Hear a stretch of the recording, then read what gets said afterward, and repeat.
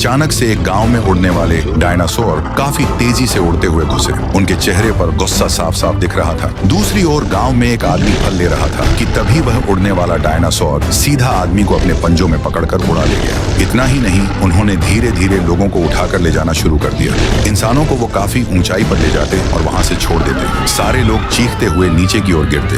एक इंसान जमीन पर आ गिरा तो दूसरा छत पर गिरा। उनकी जगह पर मौत हो गई। दूसरी तरफ दूसरे गांव में राइस्टार बड़ा पाव बेच रहा था। तभी एक शख्स हांफते हांफते भागते हुए राइस्टार के पास आया और रोते हुए बोला, राइस्टार, राइस्टार, हमर गांव के बचालस। हमर गांव पर अजीब अजीब दिखाई देवे वाली चिड़ियन के हमला भिलबा। ऊ चिड़ियन लोग मणि के पकड़ के बहुत ऊंच ले जाके छोड़ देत बा। अब तस बस तू ही हमर मदद कर सक्स्तारू। ये सुनकर राइस्टार के पैरों तले जमीन खिसक गई।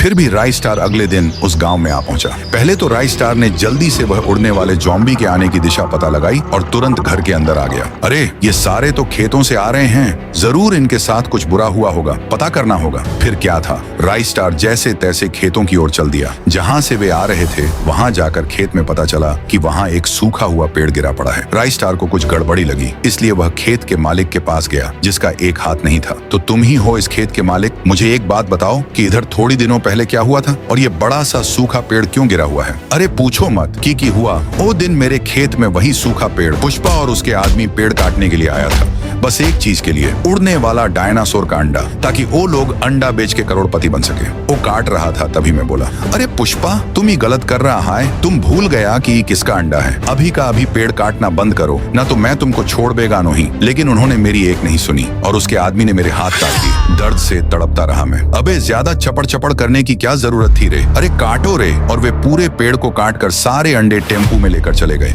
पता नहीं सारे उड़ने वाले डायनासोर कहाँ चले गए। राइस्टार को मालिक की बात सुनकर सब समझ में आ गया। वह अपने खास दोस्त रॉकी को सीटी मारकर बुलाता है। सीटी की आवाज सुनकर रॉकी आया, जो कि एक जादुई चील थी।